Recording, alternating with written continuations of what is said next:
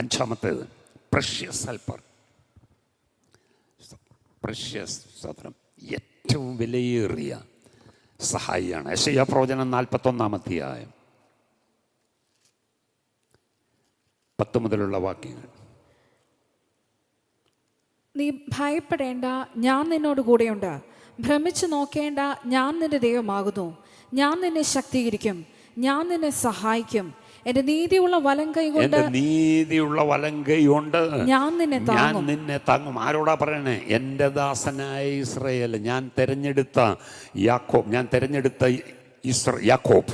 സ്തോത്രം. അപ്പോൾ സ്നേഹിതനായ ദാസനായ തെരഞ്ഞെടുത്ത, സ്തോത്രം, എൻ്റെ സ്നേഹിതൻ്റെ മകൻ. ഒന്ന് ആലോചിച്ചു, ഏതൊക്കെ പേരുകളാണ് ദൈവ മക്കളോട് വിശേഷിപ്പിച്ചിരിക്കുന്നത്. സ്തോത്രം എന്ന് പറഞ്ഞാൽ ഞാനും നിങ്ങളും ദൈവത്തിന് പ്രഷ്യസാണ്. ദൈവം നമുക്കാരാ? നമുക്ക് പ്രഷ്യസായിരിക്കണം. അവനെങ്ങനെയാണ് സൂക്ഷിക്കുന്നതെന്നാണ് 10 മുതലുള്ള വാക്യങ്ങൾ താഴോട്ട് വായിക്കുമ്പോൾ.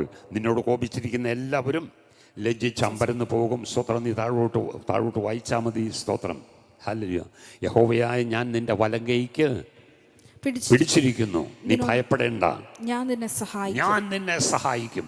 അപ്പോൾ നോക്കിക്കേ, സ്തോത്രം, വലങ്കരം പിടിച്ച് സഹായിക്കുമെന്ന് പറയുന്ന ഒരു ദൈവം, പുഴുവായ യാക്കോബിനെ മെതിവണ്ടിയാക്കി മാറ്റിയ ദൈവം. ഒന്നാലോചിച്ച് നോക്കി.